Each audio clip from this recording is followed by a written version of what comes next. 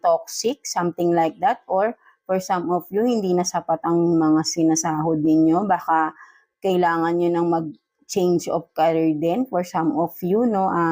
Para ay, kumbaga, ay magkaroon ng pagbabago, no? Something like that, no? Kasi, kumbaga, parang old cycle na, no? So, wala nang nagbabago, no? So, you have to change, no? Para merong dumating na may magbago, no? So, kapag may nagbabago kasi, may ibig sabihin yun, nagkakaroon ng positivity, no, sa inyong life, right? No, so, kasi kapag old na, kumaga, tas paulit-ulit na lang, parang wala nang excitement, wala nang thrill, wala nang yung passion nyo sa work or sa business ay nawawala na because parang ulit-ulit lang, right? No, kapag may pagbabago na gagawin, mas nagiging ganado tayo, right? No? So, ayun yung sinasabi rito. No? So, let go. No? Kung sa work man ito or business, no, maybe may mga hindi na magandang nangyayari, mag-change kayo ng career. Or kung sa business man, mag-add kayo ng new products, something like that. No? So, para magkaroon ng pagbabago, no?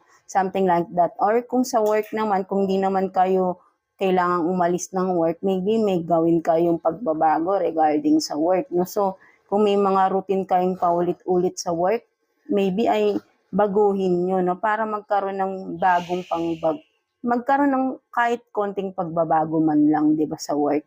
Para magkaroon ng, kumaga, another life, no? Parang gano'n, maging masigla, di ba, mga Virgo natin. So, what else?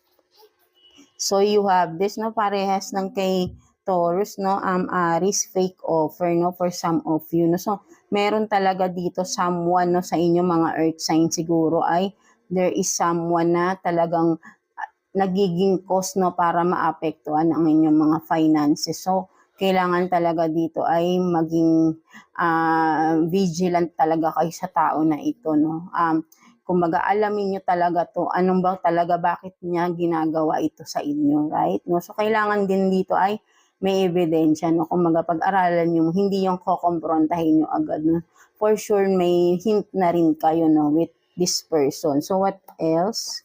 So, collaboration, no? So, parehas din talaga ng kay Taurus, no? Meron talagang makikipag-partnership sa inyo din, no, mga Virgo natin, no. So, be open to receiving, no, with this collaboration na partnership, investing, no. But then, kailangan ay maging mapanuri kayo sa lahat ng bagay, lalo na kapag may perang involved, no. Mahirap na rin ma-scam, right? No, so, kung lalo na may nakikitaan kasi kayo siguro ng potential for some of you, that's why may mga talks